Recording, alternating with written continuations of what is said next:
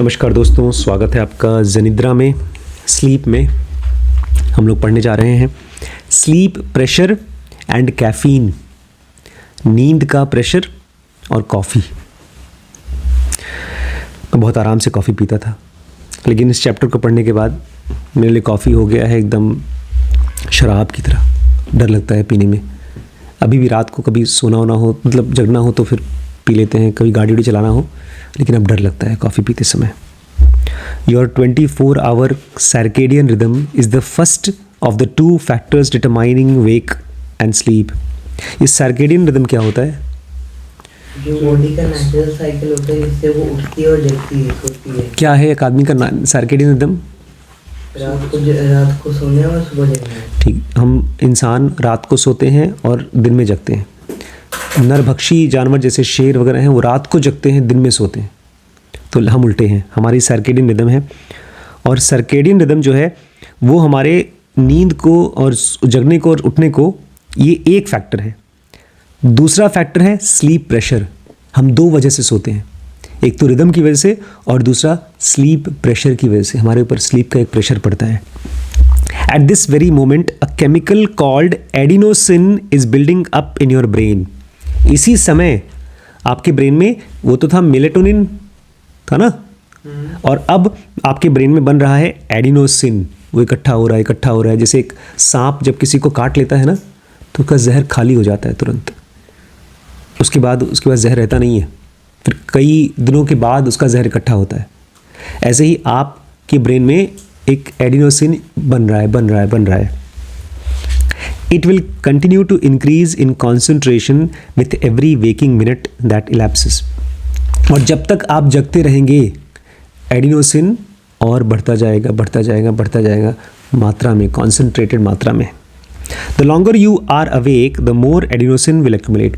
जितना देर तक आप जगे रहेंगे, उतना देर तक आपके ब्रेन में क्या इकट्ठा होता रहेगा?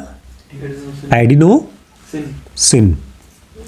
Think of adenosine as chemical barometer that continuously registers the amount of elapsed time since you wake up in the morning. भैया वाह, हम लोग की जो घड़ी होती है वो टिक टिक चलती है, लेकिन हमारे ब्रेन के अंदर की जो घड़ी है वो केमिकल से चलती है।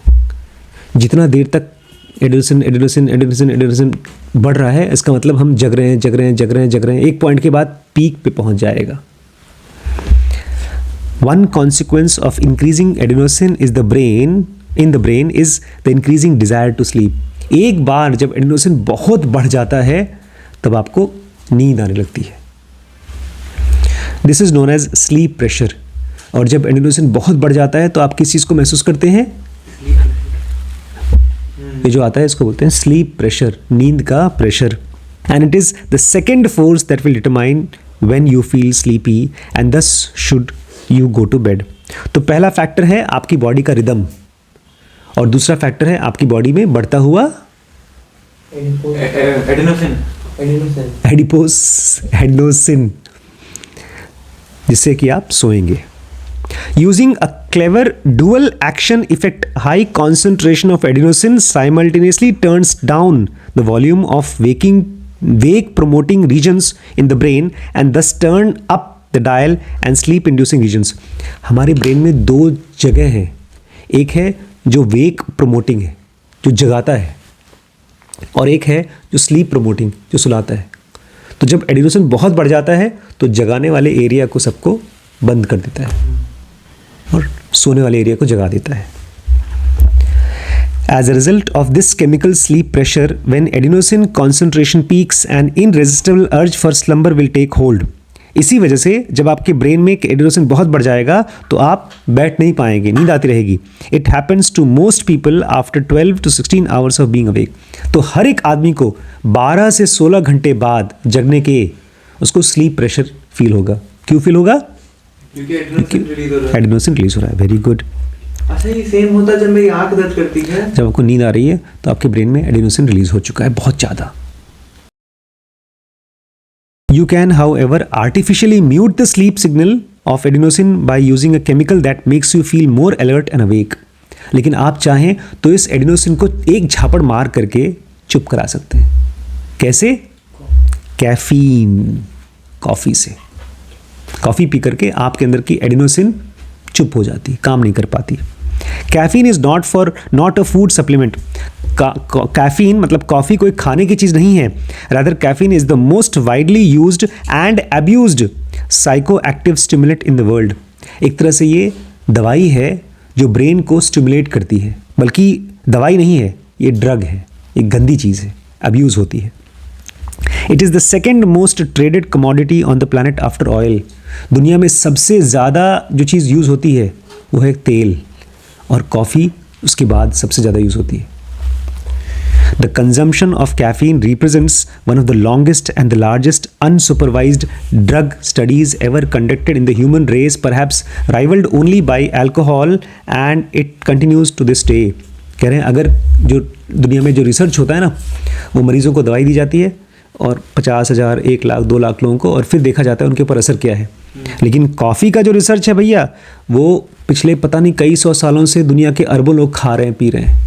तो सबसे बड़ा टेस्ट वही हो रहा है। इसके जैसा एक और टेस्ट हो सकता है, आप जोड़ सकते हैं, टेस्ट नहीं होता है, बट बेसिकली इतने लोग खाते हैं, वो है शराब। शराब और कॉफ़ी दो ऐसे नशा हैं जो दुनिया में सबसे ज़्यादा होते हैं। Caffeine works by successfully battling with adenosine for privilege of latching on to the adenosine welcome sites. तो जो एडिनोसिन है ना, वो कहीं जा कर के काम करता है।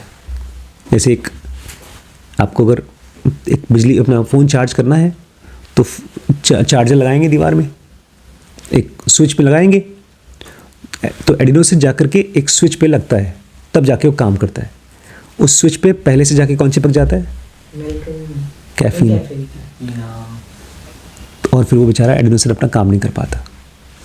एक बार फिर से बताइएगा, मेलेटोनिन वो होता है जो सोने के लिए हमको प्रोवोक करता है? नहीं, नींद लाता है। मेलेटोनिन नींद लाता है, एडिनोसिन स्लीप प्रेशर लाता है।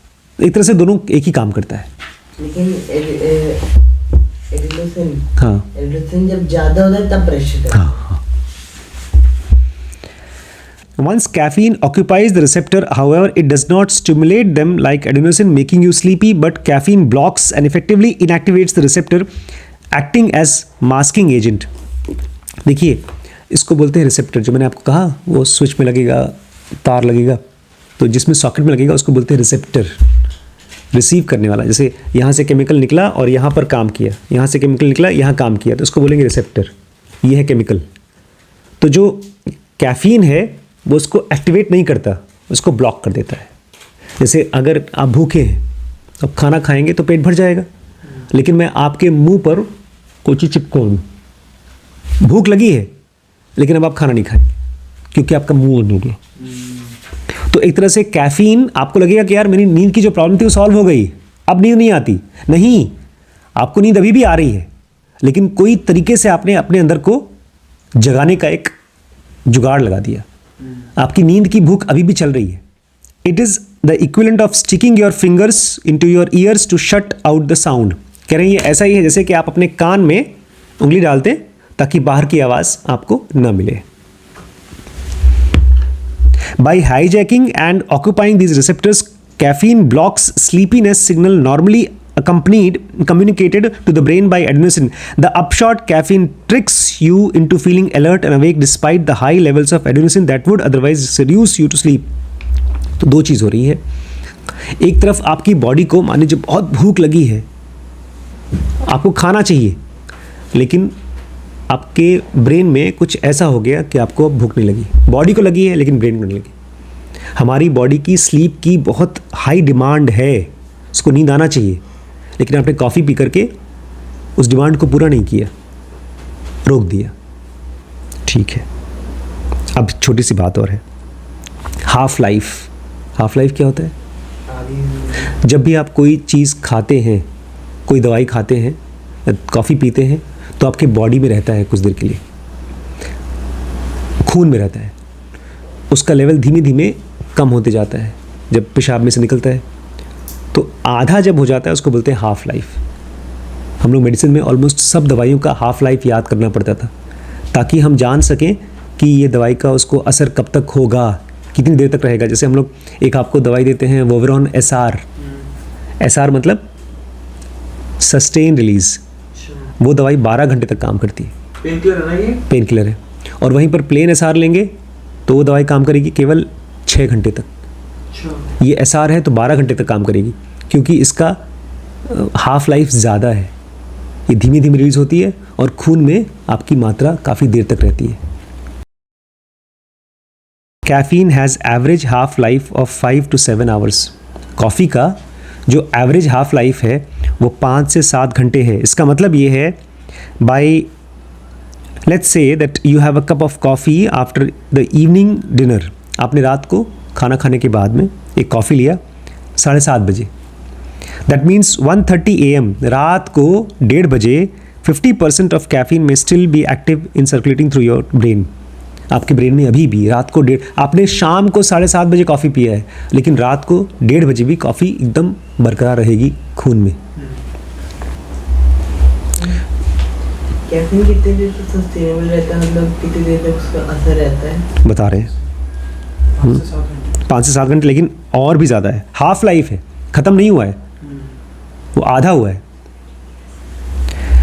There is nothing benign about that 50% mark. Either half a shot of caffeine is still plenty powerful, and much more decomposition work lies and ahead throughout night before caffeine disappears. 1 बजे 1:30 बजे रात को आधा हुआ है, अभी भी बहुत है जो पूरी रात तक आपको जगा सकता है। Caffeine, which is not only prevalent in coffee, certain teas and many other drinks, but also food such as dark chocolate and ice creams, as well as drugs such as weight loss pills and pain relievers, is one of the most common culprits that keeps people falling from asleep. Coffee केवल coffee में नहीं होता, इसके अलावा कुछ dark chocolate में होता है कैफ़ीन। हाँ, कॉफ़ी में नहीं होता खाली, वो कुछ चाय में भी होता है, कुछ ड्रिंक्स में होता है, आपके शायद रेड बुल में भी होता हो, या कोल्ड ड्रिंक में होता हो, आपकी जो कोको कोला और थम्स अप में होता है उसमें भी होता है, और इसके अलावा चॉकलेट्स में होता है, डार्क चॉकलेट में, किसी आइसक्रीम में भी होता है, और बहुत सी वजन घटाने वाली दवाइयों में भी होता है, कुछ पेन किलर्स में भी होता है। 1 cup of decaf usually contains 15 to 20% of dose regular cup of tea, which is far from caffeine free. तो बहुत से लोग बोलते हैं हम ना कॉफ़ी नहीं लेंगे, हम डीकैफ पियेंगे। डीकैफ मतलब कहा जाता है उसमें कॉफ़ी की मात्रा बहुत कम है, लेकिन फिर भी बहुत है, 30% तक फिर भी रहती है। The jolt of caffeine does wear off. Caffeine is removed from your system by enzymes within your liver. और आपका जो लिवर है वो कॉफ़ी को साफ करता रहता है खून में से, which gradually degrades over time based on large part of genetics. Some people have more efficient version of enzyme that degrades caffeine, allowing her liver to rapidly clear the metabolism. अच्छा, इसमें कुछ लोगों का जो लिवर है वो coffee को जल्दी साफ कर पाता है, कुछ लोगों का नहीं कर पाता, इसलिए कुछ लोग कॉफ़ी पियेंगे और फटाफट 2 घंटे के बाद उनको नींद आ जाएगी, कुछ लोगों को नहीं। चलिए, क्लास ख़त्म करने से पहले मैं आपको दोबारा दिखा दूं ये फ़ोटो जो शीश मुझे बार बार दिखाते रहते हैं, कॉफ़ी पीने के बाद मकड़ी कैसे काम करती है। ये देखिए, ये जो मकड़ी है नॉर्मल काम कर रही है अपना जाल बना करके, अच्छे से बनाया जाल। उसके बाद सेकंड वाले में LSD करके एक ड्रग्स आता है, उसको बनाने के बाद वो जाल बेचारी सीधी लाइन बना देती है, लेकिन बीच का लाइन नहीं बना पाती। तीसरा है स्पीड नाम की एक बहुत ख़तरनाक ड्रग्स आती है, उसमें सीधी लाइन कुछ बनाता है, कुछ टेढ़ी लाइन बनाता है, लेकिन सबसे बेकार जाल जो बनता है मकड़ी का वो कॉफ़ी पीने के बाद होता है। भांग से भी ज़्यादा, LSD से भी ज़्यादा और स्पीड से भी ज़्यादा। अच्छे से काम करने के लिए आपको नींद चाहिए, और आपने आर्टिफिशियली अगर नींद को रोक दिया कॉफ़ी से तो फिर अल्लाह मालिक। लेकिन गाड़ी चलाते समय भैया मैं पी लेता हूँ, क्योंकि मालूम पड़ा बहुत अलर्टनेस चाहिए गाड़ी चलाने के लिए। नमस्कार।